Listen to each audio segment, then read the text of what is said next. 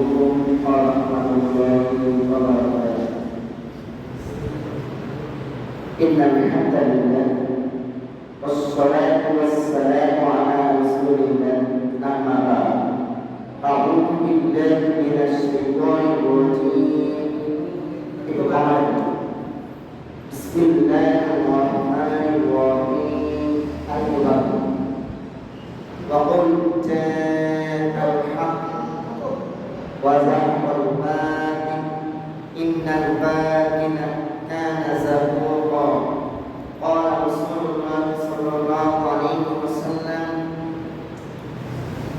الجنة تحت في ظلال السيول.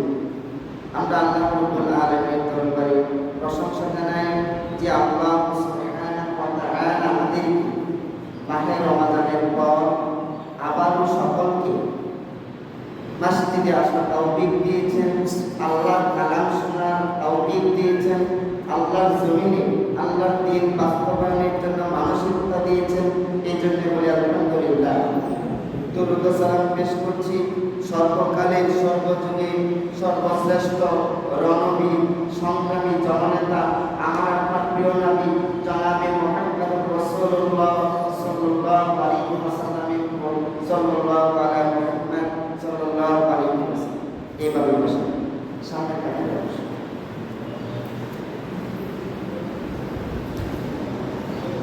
নিয়ম হচ্ছে সামনে কাছে থেকে বসে।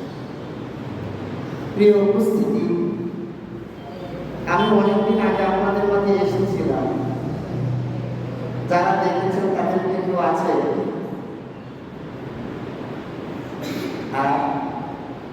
আচ্ছা যাও।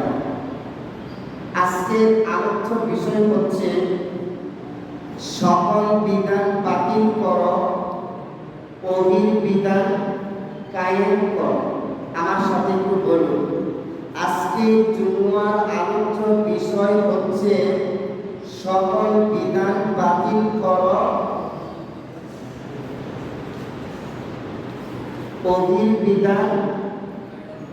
এটা মনে রাখবেন, একটু পরে পরে জিজ্ঞেস করবেন। আমাদের প্রথমে বুঝতে হবে বিধান কি জিনিস, আর সকল বিধান বলতে কি জিনিস, বাতিল কি জিনিস, কায়েম কি জিনিস, কোনটা বাদ দেওয়া লাগবে আর কোনটা করা লাগবে, এটা আমাদের বোঝা লাগবে। মোহতারাম হাজিরিন,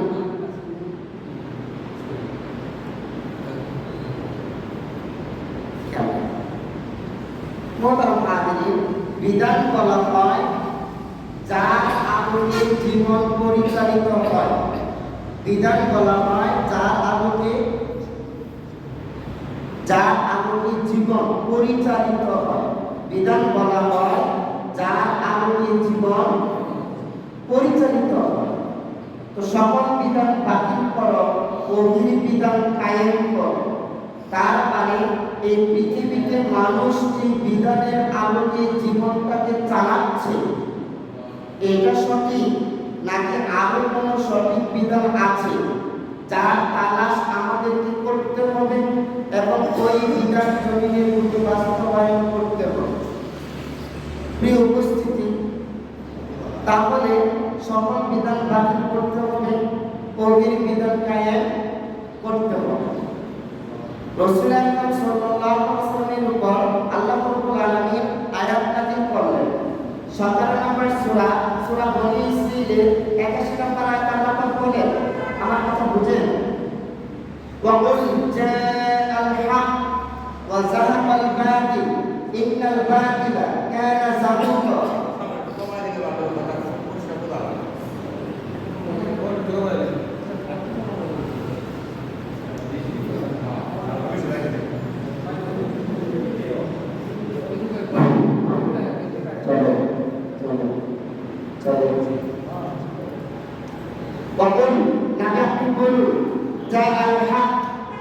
এসেছে সত্য, চলে গেছে মিথ্যা, ইন্নাল বাতিলা নিশ্চয়ই মিথ্যা, কানা যাহুকা চিরকাল মিথ্যা।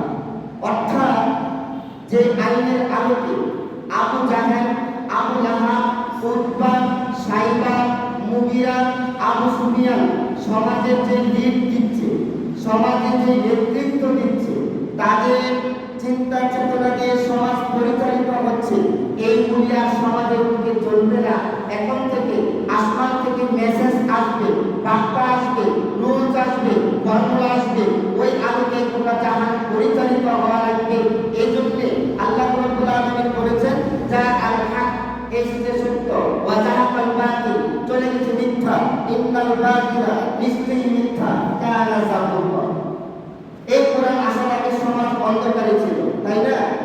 তাই সত্য যখন এসেছে মিথ্যা দৌড় দিয়েছে, আলো যখন এসেছে অন্ধকার পালিয়ে গিয়েছে, হক যখন এসেছে বাতিল পালিয়ে গিয়েছে। আজকের পৃথিবীতে সকল বিধান বাতিল করতে হবে, ওহির বিধান কায়েম করতে হবে। প্রিয় উপস্থিতি, মানে আর কমা কমা হইছে না,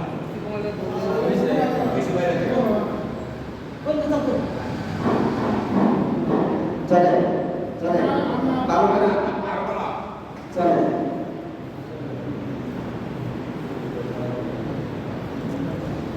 চলে দেখেন আর বাইরে চলে। আচ্ছা ভাই, মাঝে মাঝে ঠান্ডা পড়ে না, ঠান্ডা পড়ার আওয়াজ তো আমাদের কানে আসে, এইরকম কোনো ঠান্ডা পড়তেছে। কি বলতেছিলাম, বিধান, সকল বিধান বাতিল করতে হবে, ওহির বিধান কায়েম করতে হবে। ওহির বিধান কি জিনিস? এই বিধানের প্রত্যেকটি কথা রব্বুল আলামিন 53 নম্বর সূরা সূরা আন-নাজমের 3 এবং 4 নম্বর আয়াত আল্লাহ পাক বলেন, ওয়া ইনতিকু আনিল হাওয়া ইন হুয়া ইল্লা ওয়াহয়ুন ইউহা। আমার নবী নিজের থেকে কোনো কথা বলে না, যদি বলতো আমি যা আদেশ করি, যা বলতে বলি তাই বলি। যদি রাসূল আকরাম সাল্লাল্লাহু আলাইহি ওয়াসাল্লাম নিজের থেকে কোনো বিধান বানিয়ে বলতেন, পরিণাম কি হতো? 69 নম্বর সূরা সূরা হাক্কা 44, 45, 46, 47 এই চারটি আয়াত আল্লাহ বলেন, ওয়ালা তাকাওয়ালা আলাইনা বা'দাল আকাওয়ামিন তা'খুযুনা মিনহু বিল ইয়ামিন সুম্মা লা তা'না মিনহুল ওয়াতিন। নবী যদি নিজের থেকে বানিয়ে কোনো কথা বলতো, তাহলে আমি রাসূলুল্লাহর ডান হাত আমি চেপে ধরতাম আর কণ্ঠনালী কেটে দিতাম। তার মানে বোঝা গেল কোরআনে যতগুলি বিধান, অর্থনৈতিক বিধান, রাজনৈতিক বিধান, পারিবারিক বিধান, সামাজিক বিধান, রাষ্ট্রীয় বিধান, আন্তর্জাতিক বিধান, ভূমি সংক্রান্ত বিধান এবং বিয়ে সংক্রান্ত বিধান, তলাক সংক্রান্ত বিধান, যত বিধান এই পৃথিবীর বুকে এসেছে, একটা বিধানও রাসূল আকরাম নিজের থেকে এই জাতিকে দেয় নাই।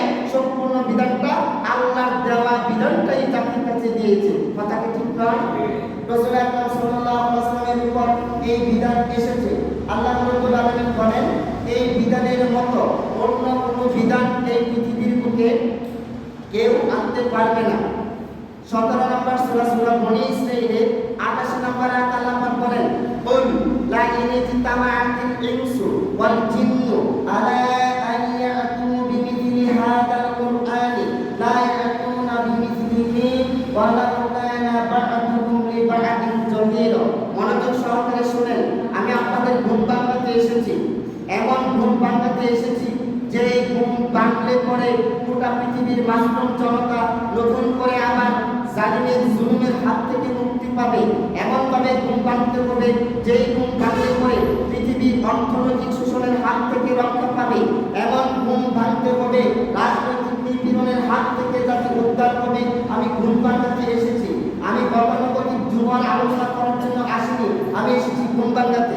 বলতেছিলাম 17 নম্বর সূরা সূরা বনী ইসরাঈলের 28 নম্বর আয়াত আল্লাহ পাক বলেন, বলুন নবী আপনি বলুন, লা ইনজিতামাআতিল ইনসু ওয়াল জিন্নু, গোটা পৃথিবীর মানুষ, গোটা পৃথিবীর জিন যদি একসাথে হয়ে এই বিধানের মতো অন্য আরেকটা বিধান আনার চেষ্টা করে, আল্লাহ পাক সরাসরি বলে দিলেন, লা ইয়াতুনা বিমিথলিহি ওয়া লাউ কানা বা'দুহুম লিবা'দিন যাহিরা। জিন ইনসানকে সাহায্য করলে ইনসান জিনদেরকে সাহায্য করবে, জিন জাতি মানুষকে সাহায্য করলে মানুষ জাতি ইনসানকে, জিন জাতিকে সাহায্য করলে তারপরেও এই বিধানের মতো আরেকটা বিধান আনতে পারবেন। এই বিধান কেমন বিধান?